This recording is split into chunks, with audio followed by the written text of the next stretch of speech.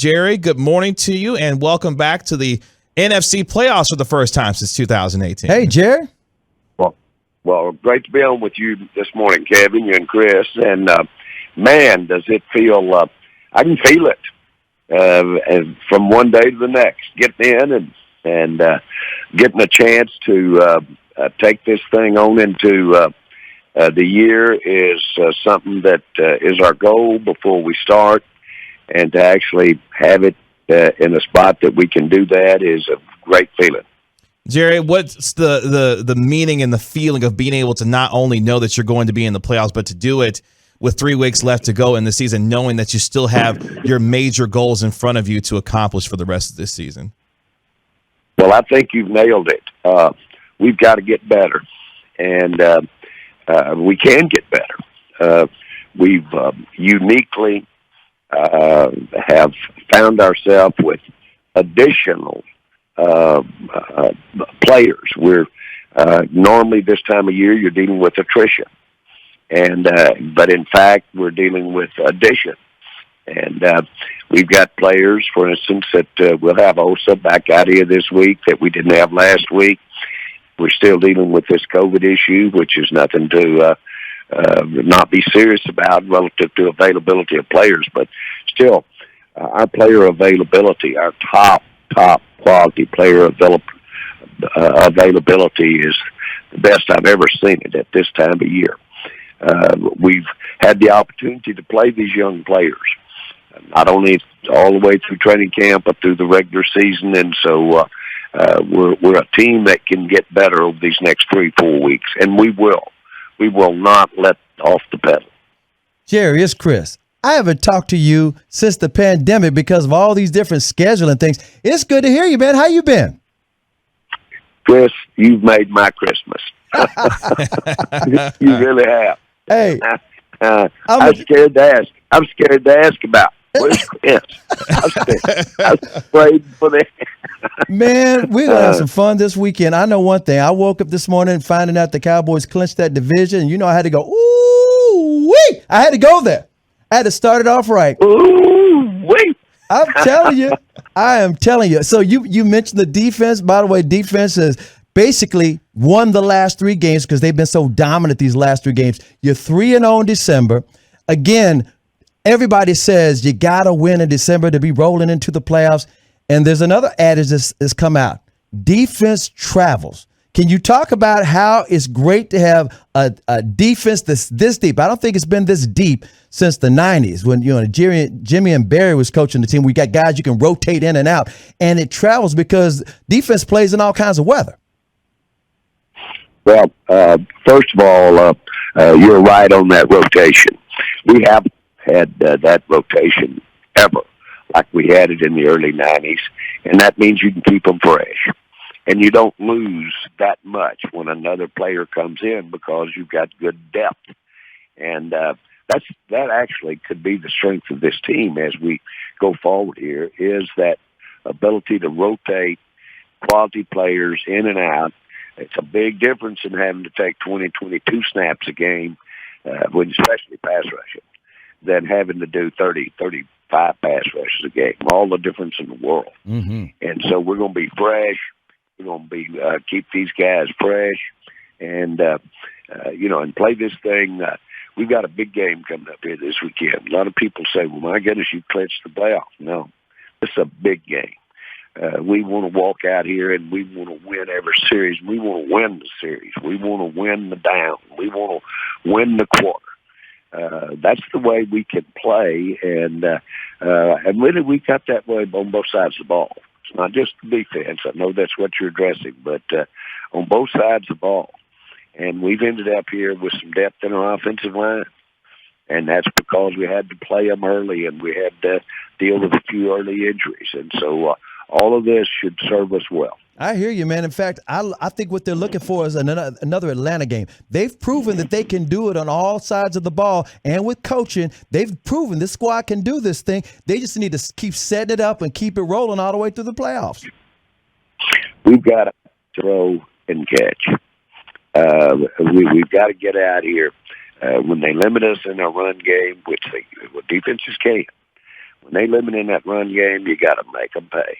And you got to make them pay. If that's what they're going to do is put a lid on you and you're going short, crossing routes, some of that shorter stuff, boy, you got to be accurate and catch the ball and run the right route. And it's one thing about football, it's a multifaceted deal, but that little shot right there, throw it and catch that ball, throw it and catch it if they want to keep us short, throw it and catch it short. But let's get out of here and execute. I like that. Make them pay.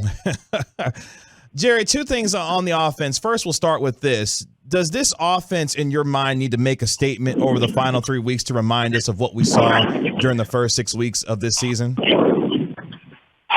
Well, I think that you always want your offensive line to really be the makeup or the attitude of your team. It's a reflection on it. I've always believed that. And so you want that nasty and you want it physical. And to the extent that we can be that, by the way, the run game lets you manifest that more than the passing game. The passing game is protection, it's a little passive. But, boy, in that run game now, you can come out after them. And that's what you'd like to do is be very physical, very aggressive as we have these next 3 ball games. Washington's going to give us one heck of a chance to do that. They're a physical team up front. They'll have a few more guys back than we had when we played them up there in Washington 2 weeks ago. This is an important game for us, and it's as big a deal. It's almost like an opening day for us. And with respect to the offense, and specifically speaking to Dak Prescott, what do you want to see from Dak Prescott over these final 3 weeks to get back to the form that we saw during the first 6-7 weeks of the season that will give this team the kind of confidence offensively that you'll want to see during the rest of the regular season into the playoffs? Well, actually, if you'll take out a couple of plays, the play that he made that we had the turnover, see, that's uncharacteristic of Dak, as we all realize.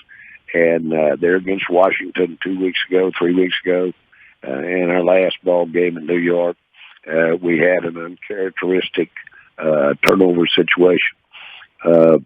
Dak actually, I thought, played a real good game against the Giants, but he had that fumble turnover. But he'll be the first to tell you this. His mother used to remind him no turnovers. So he's everything we talk about. He's there in spades thinking about it way ahead of time. And he's trying to go downfield. He wants to make the big play to back them off of us, have them take the lid off of us, have them have to cover deep. So he's trying to make a big downfield play on that play. And I understand that. And so a lot going on out there, but he can handle it. Hey, Jerry, the team is 10-4. They're rolling, second place in the playoff standings. We want to try to win out and see if we can make some noise in the playoffs. And there's a lot of Cowboy fans very excited right about now. I think it might be time to refresh the memory of some of the fans who are a little bit jaded, or the ones that, they're either scared to get on the bandwagon or don't believe in the bandwagon yet. There's some fans, as you know, that think, well, Jerry's been on the team all these years, and he won those 3 Super Bowls back in the day, and he's comfortable. Jerry, you told me something years ago, and I'll never forget it, and I think you might want to refresh a lot of people's memories. You told me for anybody to think you might be comfortable and that you're just happy that the franchise is successful, that you may not care about a Super Bowl that much, you told me it's something about kerosene. It's like pouring kerosene on a fire. What would it be like around here for those who weren't around, or who those weren't born yet, when the Cowboys win a Super Bowl and the ripple effect? Because you said it's so strong. I'll never forget it. That's why I said Jerry ain't satisfied. Well, first of all, you're right. There's no satisfaction here until we get us a Super Bowl win. But a lot of people think it's about financial. That's where I get up in the morning and go to bed at night. Well, I gave every dollar for all practical purposes I had to get to be a Dallas Cowboy. And it wasn't back then a given that it was going to be successful. But I did it because I wanted to be right in the spot like we're in right now. This is where it all happens for me. It's a chance to win the championship. Now, one of the things I know is because it's the Cowboys, It's like having a room full of lighter fluid. Picture a full room, and you had you about a half inch of lighter fluid all over that room. What would happen if you stood outside the door and pitched that match in there? It'd blow that thing up. It'd blow that thing up sky high. That's your Dallas Cowboys. We're sitting here. We're always sitting here with that kind of interest in us. A lot of people want us to go down. A lot of people want us to stay up and keep up. But the interest is there. And so when this thing does hit and hits at a high level, then it goes higher and farther than you can ever imagine. That's been my experience. I've always underestimated, but it sure can happen. I had a recent occasion. Toby Keith was playing golf with Clint Eastwood.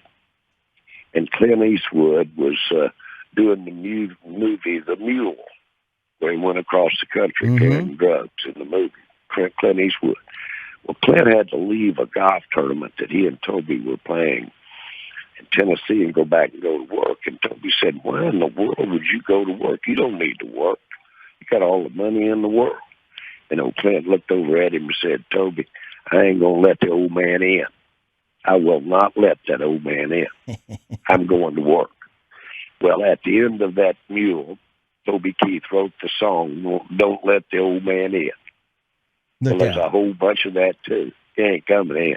Exactly right. Competitive, man. In fact, got to get that championship. Got to get that championship. People think, oh, Jerry just wants to sell Zeke and Dak jerseys. Man, if you win the Super Bowl, you'll be selling Brian Anger jerseys, Greg DeLeg jerseys, backup linebacker jerseys. Everybody wins. For a long time, it has long been past needing to sell a jersey. Exactly.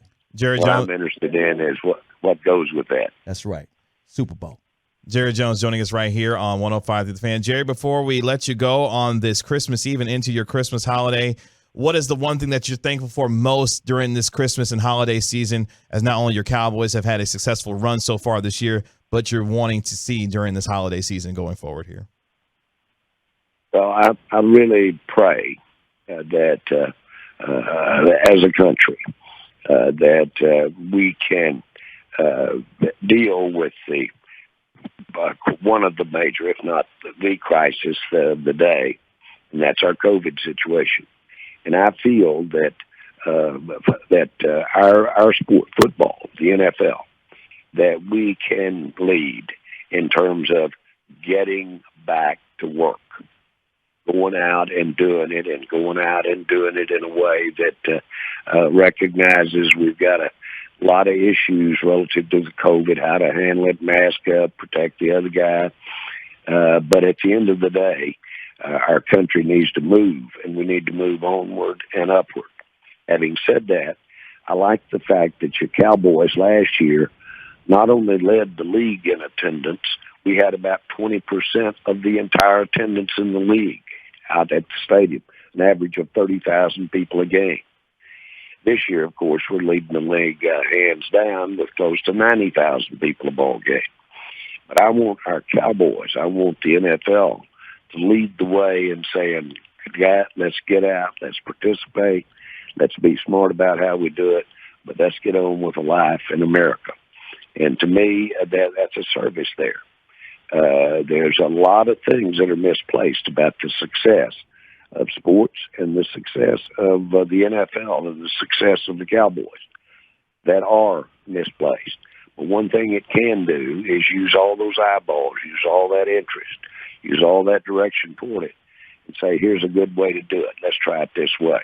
And I'm talking about getting out, being safe, but getting out. And I'm thrilled to death that we're going to have 90,000 people out here this weekend watching us do it to the Redskins. The Washington team. That's right. Hey, Jerry, well said. We appreciate you, man. Merry Christmas, and I can't wait to see you again in person. Chris, you've made my day. I wish I could get me a woo-wee and put it on my Christmas tree so that I could hear it when I first walk down. Here you go. Ooh-wee! God almighty. Put me in, Coach. Put me in, Coach. I'm hot.